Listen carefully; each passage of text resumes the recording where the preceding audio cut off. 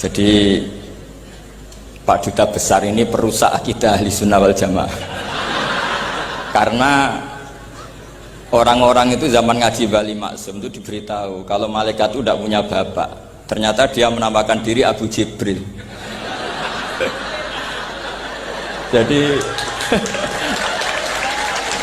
saya tidak tahu itu betapa mangkalnya malaikat Jibril nanti ketika ketemu itu, karena itu ngawur sekali itu secara akidah, karena Jibril tidak pernah punya bapak. Nah, kemungkinan kedua, beliau itu sangat alim. Kalau itu iya ya barokahnya bapaknya, bukan barokahnya dia. Karena Jibril dalam bahasa Ibrani itu Abdullah. Jadi Jibril, Israfil, Israel itu makna lainnya dari kata Abdullah. Jadi Abu Jibril bisa diganti Abu Abdillah. Berarti yang normal. Memang bapak dari seorang anak yang berjuluk Abdullah. Itu normal. Tapi saya yakin Pak Dubes tahunya ya baru tak kasih tahu ini. Jadi dulu itu gaya-gayanan supaya orang takut sehingga disebut Abu Jibril. Allahumma salli wa sallim ala sayyidina Muhammad afdalil awwalin wal akhirin. Bismillahirrahmanirrahim. Allahumma salli wa sallim ala sayyidina Maulana Muhammadin wa ala alihi washabihi asma'in nama ba'du. Sedanten keluarga besar Bali Maksum yang sangat kula hormati, wabil khusus pernah Mbah kawula Kiai Haji Atabik Ali, Mbah Nafisa, Mbah Hanifah, Mbah Ida sedanten. Karena saya ini min dzurriyyati Mbah Umar bin Arabi. Saya cucu dari Mbah Umar lewat Fatimah binti Abdul Khalik bin Umar. Jadi mbah saya kandung itu sepupu dengan Kiai Hamid Pasuruan. Jadi saya ini saudara dengan keluarga besar Lasem yang saya hormati, Kiai Haji Najib Abdul Qadir dan aparat negara yang sangat saya hormati. Ini yang pertama saya sampaikan Sodaqah Gus Zofur karena benar-benar dobos betul memang ini. Jadi Pak Duta Besar ini perusak akidah Ahli Sunnah wal Jamaah. Karena orang-orang itu zaman ngaji Bali Maksum itu diberitahu kalau malaikat itu tidak punya bapak. Ternyata dia menamakan diri Abu Jibril. Jadi saya tidak tahu itu betapa mangkalnya malaikat Jibril nanti ketika ketemu itu, karena itu ngawur sekali itu secara akidah, karena Jibril tidak pernah punya bapak. Nah, kemungkinan kedua, beliau itu sangat alim. Kalau itu iya ya barokahnya bapaknya, bukan barokahnya dia. Karena Jibril dalam bahasa Ibrani itu Abdullah. Jadi Jibril, Israfil, Israel itu makna lainnya dari kata Abdullah. Jadi Abu Jibril bisa diganti Abu Abdillah. Berarti yang normal. Memang bapak dari seorang anak yang berjuluk Abdullah. Itu normal. Tapi saya yakin Pak Dubes tahunya ya baru tak kasih tahu ini. Jadi dulu itu gaya-gayanan supaya orang takut sehingga disebut Abu Jibril. Tapi itu barokah sekali dalam konteks Indonesia, karena biasanya yang pakai alias-alias itu teroris. Ini duta besar tapi pakai alias-alias itu, jadi ini barokah sekali. Jadi saya tidak akan panjang lebar karena ini tidak spesialisasi saya ngaji umum. Saya biasa ngaji itu urut, karena saya ini korban ngaji tidak urut, sehingga saya ini fanatik ngaji urut. Saya ingat saya ngaji di depan umum tak ingat belum sampai 5, mungkin pernah di hallnya Kiai Hamid Pasuruan, di Gus Ali, di Lirboyo sekali, terus di sini, berarti ini keempat. Dan itu tidak keahlian saya. Jadi kalau tadi ada orang yang ahli mik kayak duta besar tadi itu luar biasa. Itu orang kok sampai ngawur seperti itu di depan para kiai. Saya tuh nggak kebayang itu di depan Gus Najib, di depan gurunya Pak Atabik, muji Pak Atabik dari segi karena menguasai ilmu keindahan wanita itu kan tidak sopan sekali.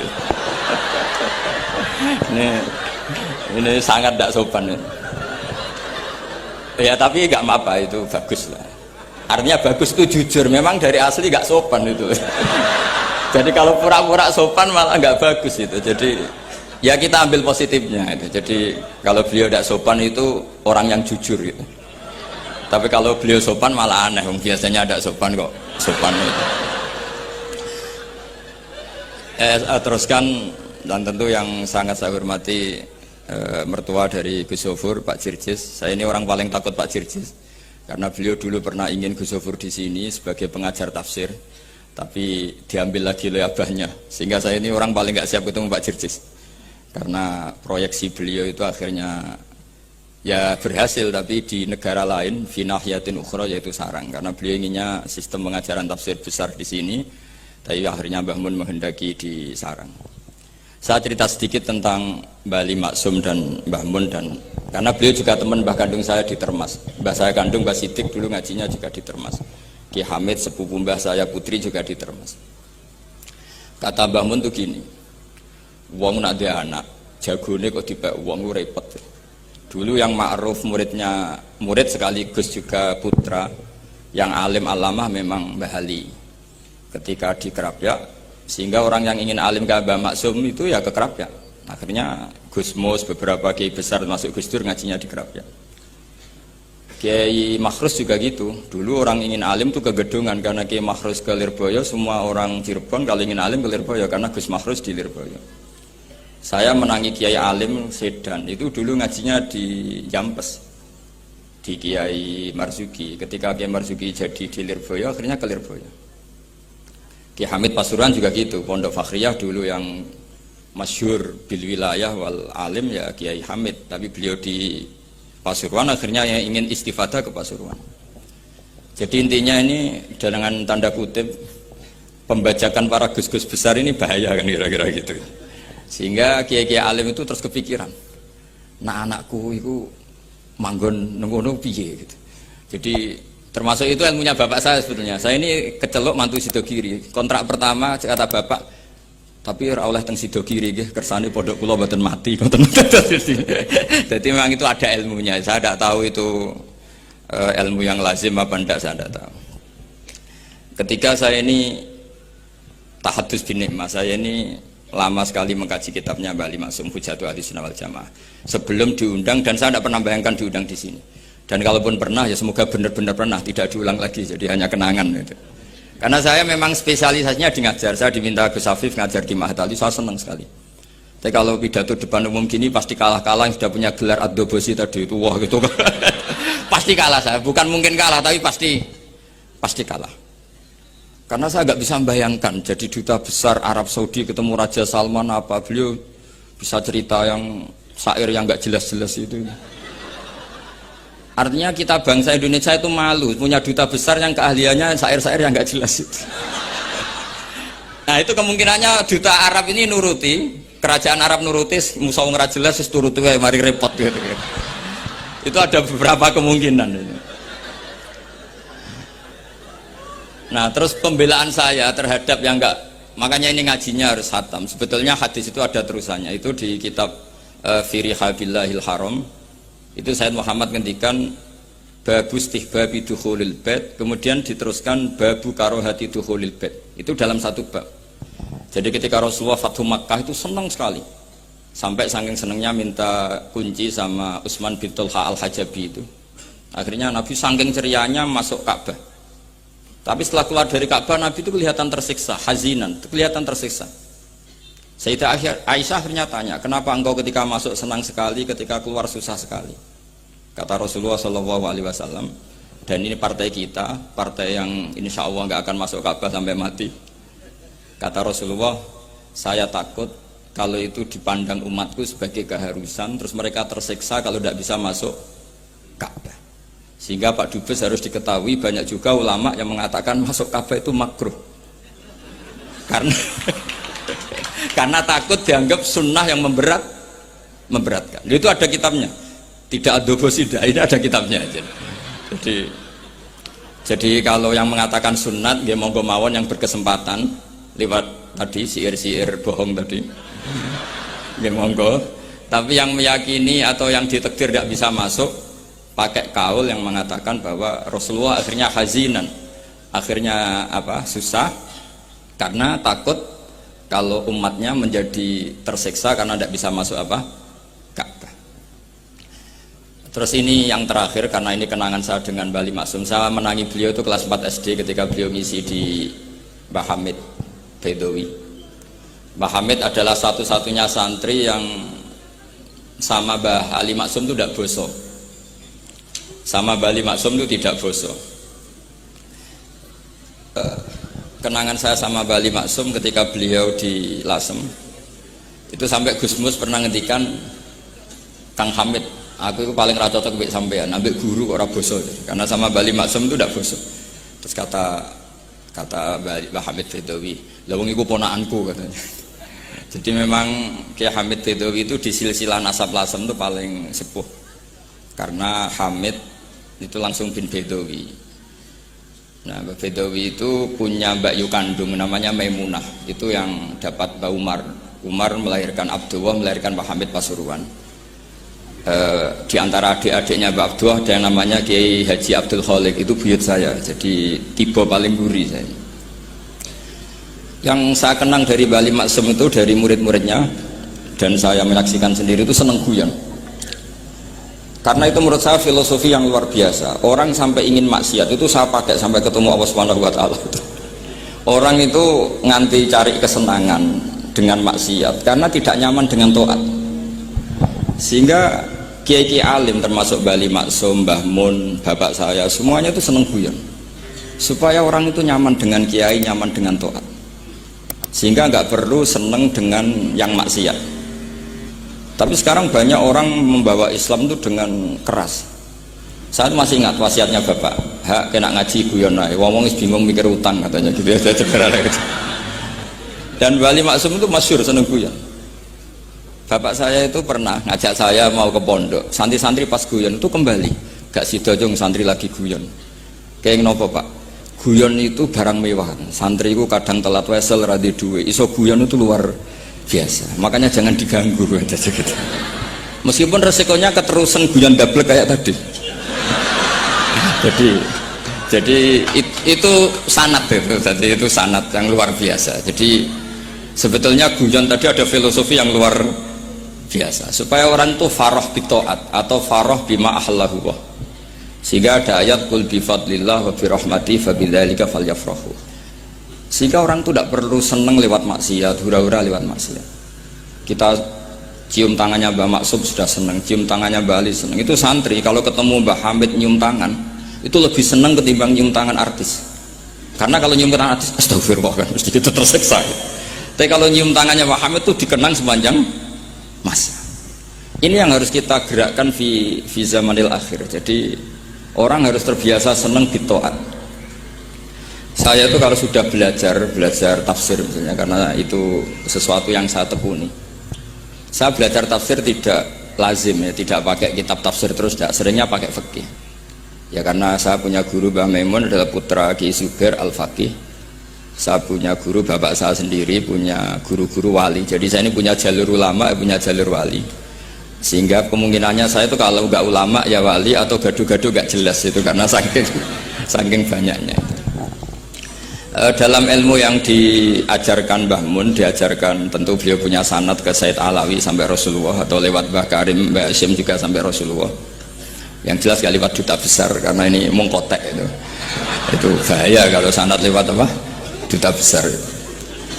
Sanadnya begini, ada riwayat yang ditulis kitab Ihya, juga ditulis kitab Khilyatil Aulia, itu memang yang menopang perilaku duta besar tadi. Inna min khiyari umati kauman yadhakuna jahron min saati rahmatillah. Itu dalam kitab Khilyatul Aulia redaksinya malah inna min khiyari umati fi ma nabba'ani al mala'ul a'la kauman yadhakuna jahron min saati rahmatillah. Jadi termasuk umat-umatku yang pilihan adalah itu komunitas kaum yang kalau guyu itu buan terbanter itu. Sehingga saya khawatir duta besar tadi ngakak-ngakak gitu apa bagian dari kewaliannya ya gitu. Karena disebut khiyarul ummah, umat-umat apa? Pilihan. Meskipun kayaknya enggak juga, tapi ini cerita saja. Jadi inna min khiyari ummati fi ma nabba'ani al-malul a'la qauman yadhakuna jahran min saati rahmatillah. Lalu saya mikir kenapa itu jadi khiyarul ummah. Bali itu masyhur seneng guyon. Mbah Mun ya masyhur seneng guyon. Bapak saya seneng guyon. Saya dulu itu iskal, ada kaji itu terkenal agak punya will itu, ya agak maksiat agak ceritanya. Ini agak katot juta besar tadi, makanya saya ngomong perempuan. Kaji itu agak ada gosip suka will. Ketika Mbah Mun ketemu bapak saya itu bilang begini, Donor, bapak saya namanya Rosalim, apa iku ayu kok nganti kajiku senang? Iku ayu bah. Bahkasannya tentang ayu, saya dulu iskal kenapa kiai bakas wong ayu ini. Tapi setelah saya tambah alim, tambah tahu itu sama harus ikrar, memang tambah alim, paham itu artinya tambah alim. Akhirnya Mbah Mun cerita gini, nah aku kefikian malah jadi kodaf. Jadi kodaf misalnya gini, Anda terlalu Islam serius, pasti komentarnya gini, kaji kok demenan, kaji kok katut wedoan. Serius tapi akhirnya menabrak satu aturan yang dilarang Allah SWT. Itu kalau kamu menuduh zina jadi kodaf, kalau kamu bilang kaji kok katut wedok jadi suudzon. Maka bahasan yang netral adalah lo ayu no kok nganti katut ya. Ayu bah, iya ya wajar, wong mesti katut wong ayu gitu. Itu filosofi. Jadi di balik guyon itu ada trik untuk menghindari ke fikih atau ke ketentuan fikih yang salah. Yaitu kalau kamu kejebak ekstrim, kaji kok seneng wong ayu, kaji kok demenan, maka berarti Anda kodaf. Kodaf itu menuduh orang lain yang nggak jelas apa buktinya. Maka guyon ini satu-satunya cara menghindari kesalahan yang lebih fatal. Sehingga di sini dibutuhkan kemampuan seni mengelola agama supaya agama ini tetap ceria. Saya berkali-kali cerita kalau ngaji, Imam Syafi'i itu kalau ditanya, diberitahu orang yang nyium tangan jenengan, yang di depan jenengan itu hormat, itu di luar ngerasani jenengan, bully jenengan. Jawabnya Imam Syafi'i itu tertawa-tawa. Baguslah, berarti saya wibawa, di depan saya buktinya tidak berani. Jadi enteng saja, dijawab enteng saja. Baguslah, berarti saya wibawa, nyatanya di depan saya tidak berani. Tapi banyak orang membenci jenengan karena fikih jenengan. Jawabnya Imam Syafi'i seneng lagi, baguslah, nggak seneng saya pasti nggak pernah ngutang saya. Coba kalau kamu seneng juta besar itu pasti minta tolong, mau masuk apa saja lah. Tapi kalau benci Pak juta besar pasti malu kan minta tolong. Untung mana kamu dibenci orang sama disenengi orang. Karena kalau dibenci orang yang membenci itu pasti tidak utang kamu, tidak ngerepoti kamu, tidak senang.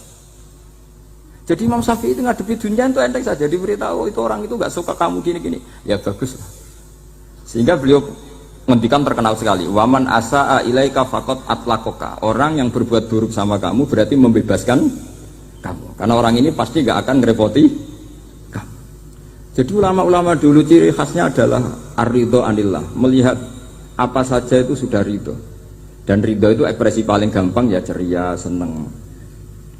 Nah kemudian tadi kan saya bilang terakhir, ini yang paling terakhir saya baca, trik menjaga perbedaan ini tetap kondusif. Saya neliti kitab Bali Maksum sampai khatam, termasuk kitab yang saya letakkan di kamar khusus itu, diantaranya ada kitabnya Bali Maksum, Nadoman Sulam Taufiknya Mbah Hamid yang karangan orang-orang Indonesia. Tentu terbanyak ya kitabnya Mbah Mun, Mbah Zubair. Bahkan saya masih punya catatan tangan tulisannya Basim Asyari karena beliau pernah nyurati buyut saya ketika khatam Sahih Muslim yang keluarga Kudus. Terus banyak lah saya punya, termasuk saya punya tulisan tangannya Kiai Fakih Mas Gumambang, gurunya Mbah Zubair. Saya memang dokumenter kitab, sehingga saya maaf sekali kalau pidato umum itu memang saya tidak keahlian saya. Karena itu harus dobes, itu tidak keahlian ulama, dobes itu tidak keahlian ulama. Ini saya baca singkat, tapi semoga ini barokah karena ini kholnya Bali Maksum. Semua mubalek tadi pakai catatannya sendiri, jadi itu ngekholi dirinya sendiri. Ini saya pakai orisinal kitabnya Bali Maksum. Jadi saya mungkin penceramah terbaik karena sesuai konteksnya gitu. Nah ini enggak, ini kholnya Bali Maksum, cerita syairnya sendiri tentang rokok lagi, bolot lagi. Yes, ya semoga diampuni oleh Allah Subhanahu wa Ta'ala. Ini ngendikane beliau tentang meminimalkan konflik. Ini saya baca di bab Al-Mithalul Awal. Jawazu hibati thawabil qiraah wa shadaqah lil mayyit wa wusuli thawabil qiraah wa a'malil birril mayyit. Kita berkeyakinan bahwa yasinan, tahlilan itu sampai ke mayit. Itu boleh kita hadiahkan dan sampai ke mayit. Kata Bali Maksum, wa wa min masailil furu' al khilafiyah. Fala yajuzu bi sya'nihi itharatul fitan wal jidal wal ingkar. Alal qail wal amili bihi wala alal mukhalif.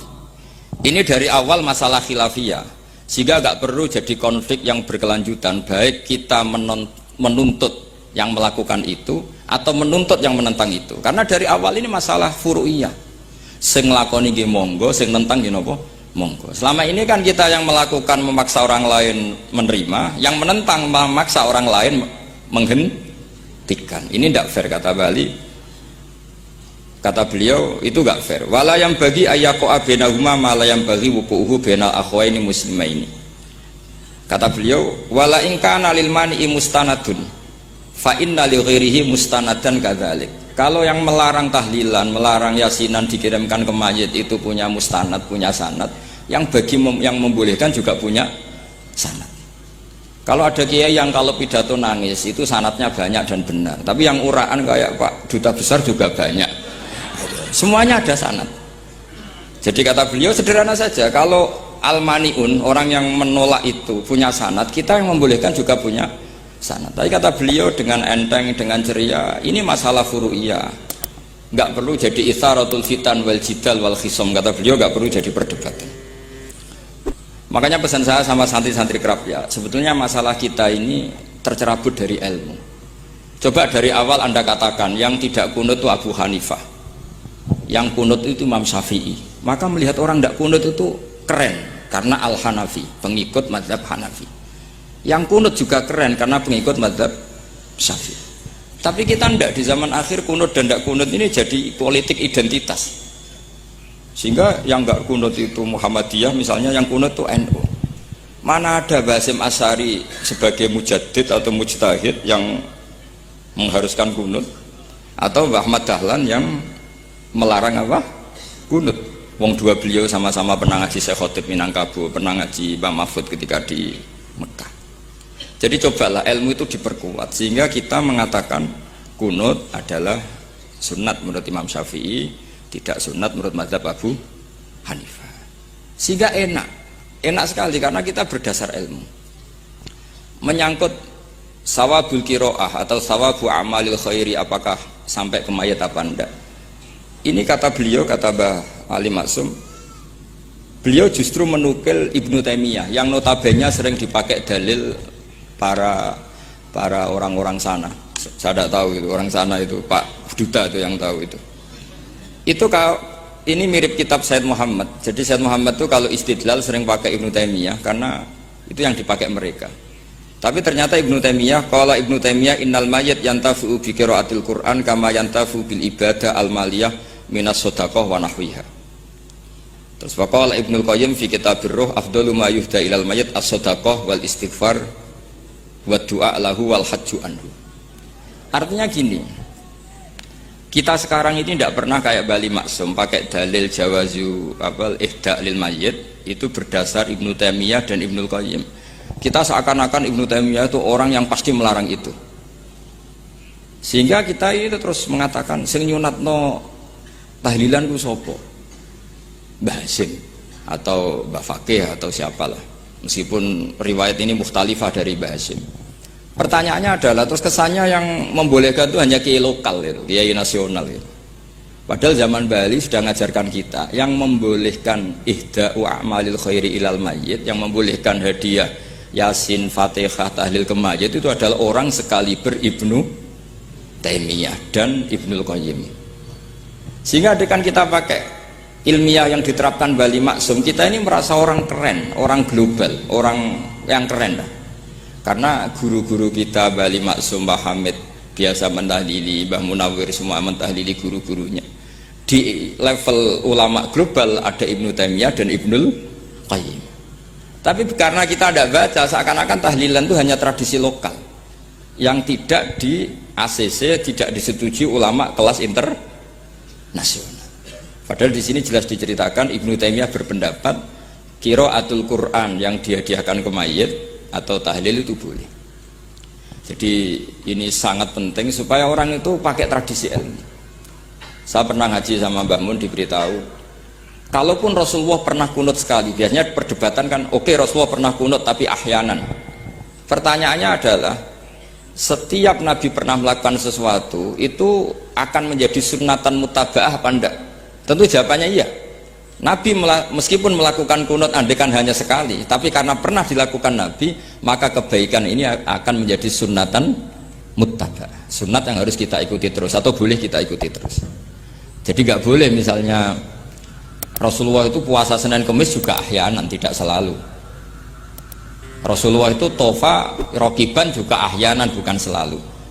Tapi apa saja yang pernah dilakukan Nabi maka berstatus itu akan sunat ila yaumil qiyamah. Sehingga nggak bisa misalnya di hadis itu ahyanan, kemudian kamu beristidlal ini boleh dilakukan hanya ahyanan karena Nabi juga melakukan hanya ahyanan. Tidak bisa seperti itu. Sekali Nabi pernah melakukan itu dan tidak dibatalkan lewat nasah mansuh, maka kesunatan itu ila yaumil qiyamah. Sehingga Imam Syafi'i cara berpikir meskipun Nabi kunut ahyanan, kalaupun itu ahyanan tentu kunut itu akan sunat ila yaumil qiyamah. Bagi yang tidak mensunatkan ya monggo, itu ada Abu Hanifah. Makanya kata Mbah Maksum, kata Mbah Ali Maksum di sini diberi muqaddimah, wa huwa min masailil furu' al khilafiyah fala yajuzu bi sya'nihi itharatul fitan wal jidal wal inkar alal qail wal amili bih wala alal mukhalif. Jadi kita sendiri disarankan beliau, kamu juga gak usah nantang debat sama mukhalif karena dari awal sudah masalah-masalah yang apa?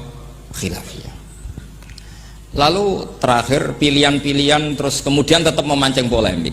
Saya mau cerita lucu di Ihya yang katanya kitab sakral itu ya punya sisi lucu, sisi unik. Nabi Musa sebagai Nabi Bani Israel itu sering digugat karena orang Israel itu tukang debat. Terus Nabi Musa minta ijazah, ya Allah saya kasih ijazah seperti tadi. Beliau minta ijazah Mbah Mun tadi. Minta ijazah yang supaya orang itu tidak bisa berkata buruk sama saya. Semuanya muji saya. Jawabannya Allah itu unik.